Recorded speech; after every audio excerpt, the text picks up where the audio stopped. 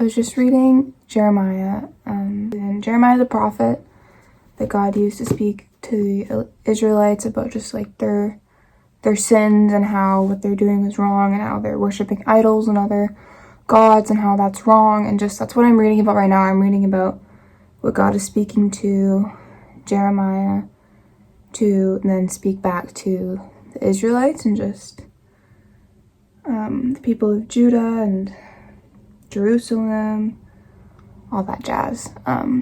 But basically, I just read a verse that really spoke to me and just I wanted to share it. So it's Jeremiah 10 verse 12 to 16, and this is what God said to Jeremiah to say to the people. I'll read this part first. Verse 11. Say this to those who worship other gods, your so-called gods, who did not make the heavens and the earth, will vanish from the earth and from under the heavens. Then it goes on to say, but the Lord made the earth by his power. He preserves it by his wisdom. With his own understanding, he stretches out the heavens. When he speaks in the thunder, the heavens roar with rain. He causes the clouds to rise over the earth. He sends the lightning with the rain and releases the wind from his storehouses. The whole human race is foolish and has no knowledge. The craftsmen are disgraced by the idols they make, for their carefully shaped works are a fraud. These idols have no breath or power. Idols are worthless. They are a ridiculous lie. They are ridiculous lies. On the day of reckoning, they will all be destroyed. But the God of Israel is no idol. He is the creator of everything that exists, including Israel, for his own special possession. The Lord of Heaven's army is his name. I was reading that verse and it just really made me think about gratitude. And I know that verse doesn't talk about gratitude, but it brought me back to the attention that God is the creator of everything. There's so many things in my life to be grateful for that I just forget about. And I forget that I'm literally living in answered prayer right now.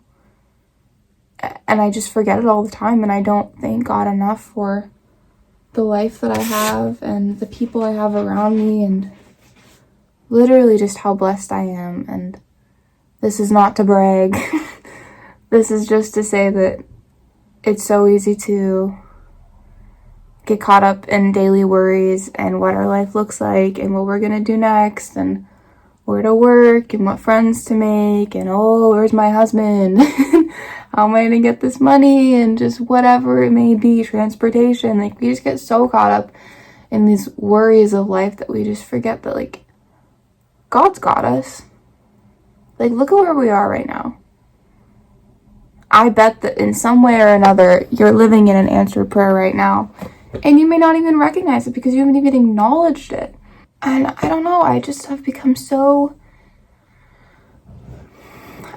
quick to just not even think about what I have, rather than I'm so easily drawn to thinking about what I want and what I think that I need and what I actually do need, but just realizing that I'm still blessed where I am. God is still a way maker. Clearly, like, where I am now is where I would have dreamt to be a year ago from now.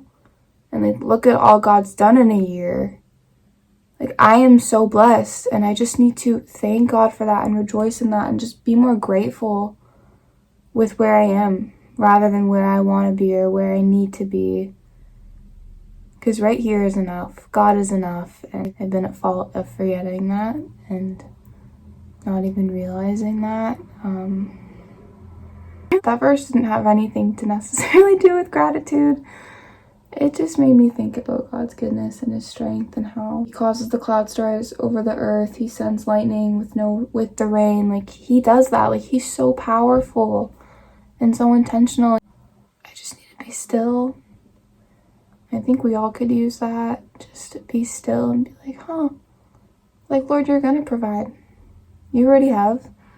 Who's to say you're not gonna do it again? Just because it's not in my own timing or what I may necessarily want or be asking for or, be happening the way I want, doesn't mean it's not going to be good. Doesn't mean it's not going to be wonderful and be even better than what I want because God knows me better than I know myself.